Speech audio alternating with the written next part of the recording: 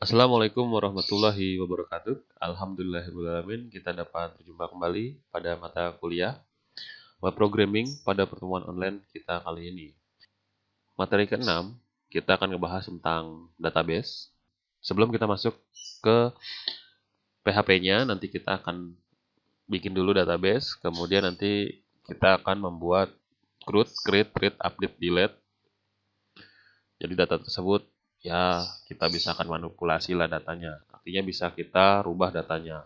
Database, kita ngomongin database berarti secara garis besar database adalah sekumpulan data yang disimpan di dalam komputer kemudian dapat diolah kemudian atau dimanipulasi menggunakan aplikasi untuk mendapatkan suatu informasi. Nah, kalau kalian dengar kata database otomatis pasti kalian sering dengar yang namanya Oracle, kemudian MySQL, SQL Server, PostgreSQL, MongoDB.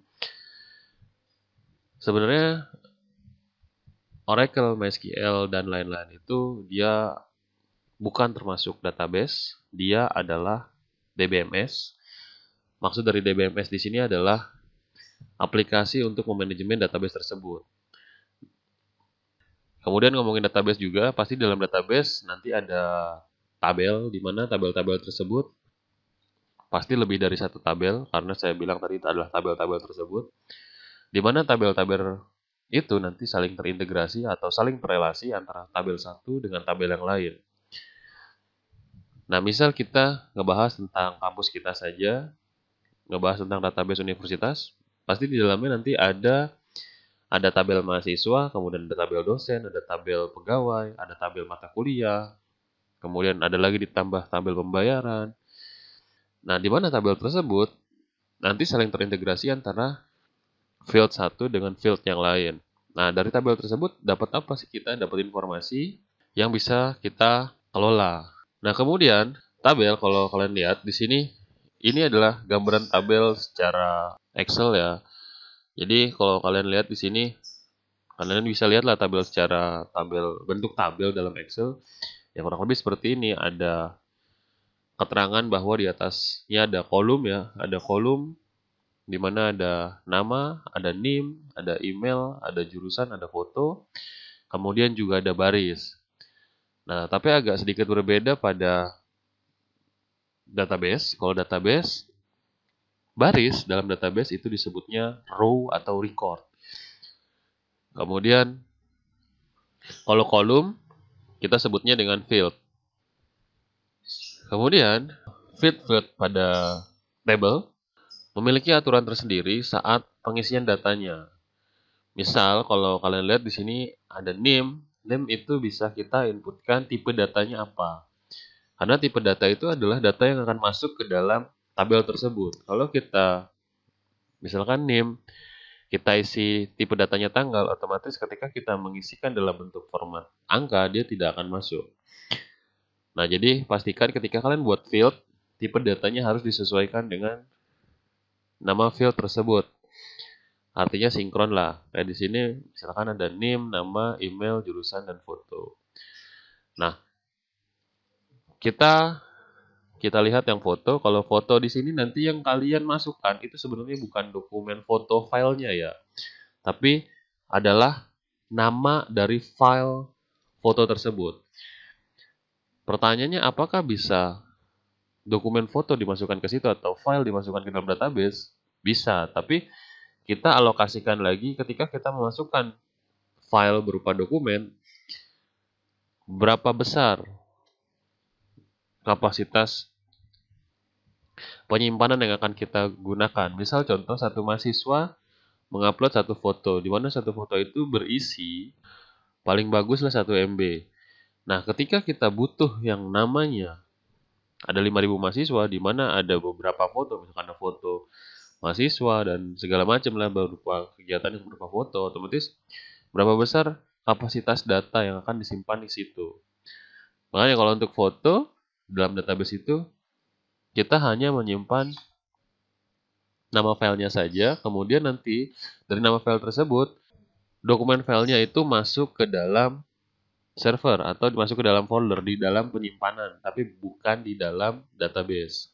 Nah, jika dilihat di sini ada NIM, nama, email, jurusan, dan foto. Sudah ada NIM-nya 01 18 04 03 0001. Kemudian namanya Jono, emailnya jono@unis, kemudian teknik jurusannya teknik informatika. Nah, fotonya j.jpg. Nah, sebenarnya nanti kalau yang akan tampil dalam web itu bukan tulisan, tapi yang akan tampil adalah bentuk filenya. Yang disimpan dalam database itu hanya teksnya seperti ini saja, misalkan j.jpg yang tersimpan di dalam database. Nah, kemudian dalam suatu tabel itu pasti nanti ada data yang disebut primary key atau field yang unik yang dapat mempresentasikan record. Maksudnya mempresentasikan gini, ketika kita untuk mencari data, kita hanya tinggal satu clue saja atau kita tinggal panggil satu field saja, di mana satu field tersebut kita bisa tahu data-data yang lain yang bersangkutan. Nah, kalau kalian lihat di tabel di sini ada nama, ada email, ada NIM, ada jurusan. Nah, kira-kira yang unik tuh apa? Nah, yang unik di sini ada dua ya. Yang unik tuh misalkan di sini ada NIM dan ada email. Pasti kalau NIM itu tidak akan sama antara satu mahasiswa dengan mahasiswa lain, kemudian email pun sama. Nah, tapi kendalanya gini, misalkan kalau kita NIM, kita menggunakan NIM kan kita tipe datanya angka ya, tapi kalau misalkan kita gunakan tipe datanya berupa teks, nah otomatis untuk penginputan NIM, kita biasanya nanti kan tidak akan kita manual atau mahasiswa tersebut yang menginputkan. Yang menginputkan adalah admin atau diinputkan secara sistem menggunakan logika. Nah, kalau di sini kita lihat, sini ada 18 adalah tahun masuk, kemudian 04 adalah nama fakultas, kemudian 03 adalah prodi, 0001 adalah nomor urut kalian sebenarnya. Nah, tapi balik lagi ketika itu misalkan yang di bawah 2010, kita misalkan ada NIM seperti saya 08, 04, 03, 0001. Ketika kita tipe datanya angka atau numerik, itu akan tidak terbaca nolnya. Jadi yang terbacanya 8. Nah, ketika kita menggunakan tipe datanya berupa teks, nanti untuk penambahan secara sistem itu tidak bisa, karena penambahannya bukan tidak bisa ya, agak lebih sulit lah. Kemudian kalau email pun sama, ketika kita email otomatis walaupun unik tapi dia bukan sebut primary key karena dia tidak mempresentasikan suatu record. Nah, di sini kita tambahkan satu field baru namanya ID, di mana field tersebut adalah angka yang tersusun dari 1, 2, 3, 4 dan seterusnya. Nah, field tersebut pengisiannya secara manual menggunakan sistem. Jadi ada fungsi yang di database ada namanya auto increment, di mana auto increment itu adalah penambahan per satu angka. Walaupun kalian datanya sudah hapus, nanti ketika akan kalian inputkan lagi, data yang terhapus itu tidak akan tertiban. Misalkan kita hapus nomor 4 nih, nanti data tersebut tidak akan tertimpa. Jadi langsung loncat. 1, 2, 3, 5. Nah, nanti kita bahas lebih jauhnya di ini deh, pas lagi ngoding. Nah, sebelum kita masuk ke ngoding, kalian buka dulu examnya, kemudian yang kalian centang nanti ada Apache dan MySQL ya. Oke, kita buka examnya, kemudian kalian coba buka exam. Oke, kita jalankan examnya. Ada start, kemudian MySQL-nya juga kita jalankan. Nah, kalau sudah, kita langsung masuk ke browser. Kita masuk ke localhost. Pastikan dia agar jalan dulu. Oke, sudah. PHP MyAdmin, nah ini dia. Nah, kemudian kita buat database-nya dulu. Kita masuk ke basis data, kemudian kita buat database-nya WP semester 5. Kita buat. Oke, database-nya sudah ada. Telah dibuat database-nya WP semester 5. Kemudian kita bisa lihat di sini WP semester 5 sudah ada ya. Ini WP semester 5 sudah ada. Di sini kita akan buat tabel terkait tentang mahasiswa. Kita buat dulu dari calon mahasiswa. Calon underscore MHS. Kita masukkan berapa field atau 6 kolom. Nah, kemudian kita isi field-field tersebut. Di sini ya, kita buat pertama ada ID. Kemudian nama, kemudian ada alamat, ada jenis kelamin, ada agama, ada sekolah asal. Nah, untuk ID kita ganti menjadi, untuk ID tetap biarkan integer, kemudian kalau varchar, nama kita masukkan menjadi varchar, panjang kriterianya kita buat jadi 40, kemudian alamat juga kita buat jadi varchar, tipe datanya kita buat menjadi 225, jenis kelamin kita buat varchar,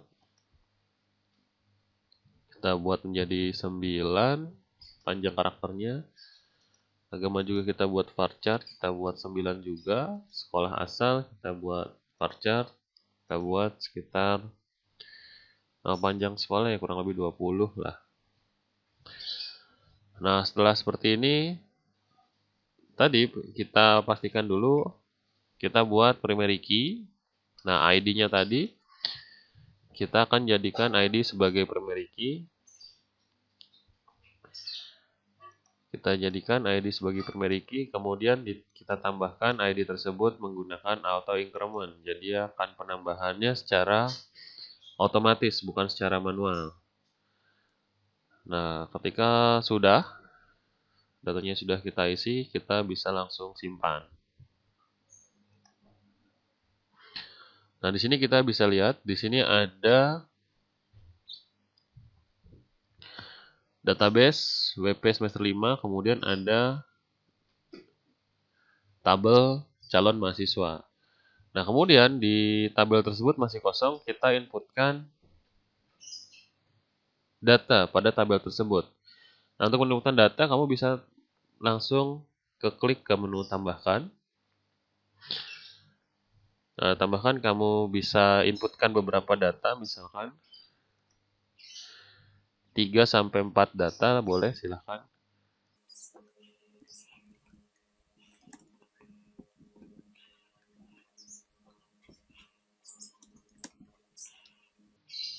Untuk ID jangan diisikan kan ya.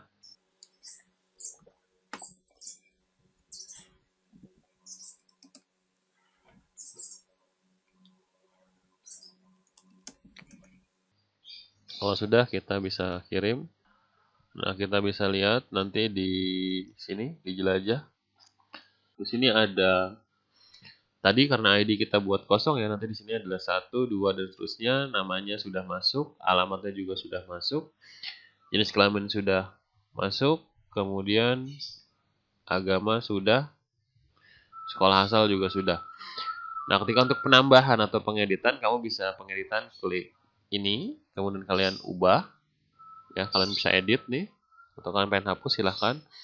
Kalau ingin untuk menambahkan, kalian bisa tambahkan lagi beberapa data. Misalkan saya tadi bilang, kalian coba tambahkan data dulu sekitar 4-5 lah. Jadi saat nanti kita tampil di browser, data tersebut sudah ada. Oke, kiranya cukup sampai di sini dulu pertemuan kali ini. Nanti kita lanjut lagi ke sesi selanjutnya untuk menampilkan data yang ada di dalam tabel tersebut. Jangan lupa isi dulu tabelnya, nanti setelah itu baru kita akan menampilkan datanya. Terima kasih. Saya ucapkan kurang lebihnya saya mohon maaf. Wabillahi taufiq wal hidayah. Wassalamualaikum warahmatullahi wabarakatuh.